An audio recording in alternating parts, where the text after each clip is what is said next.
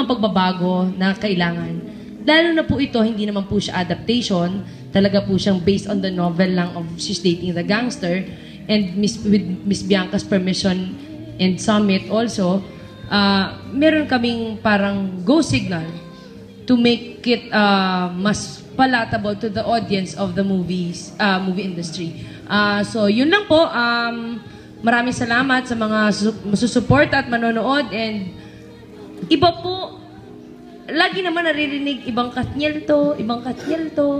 Pero ibang Katniel to.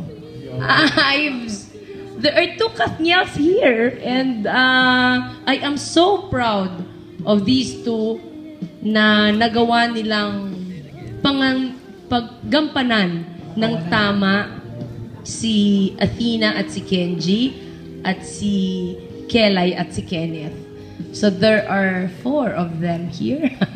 Excited po, exciting po. Thank you, Rex. Salamat.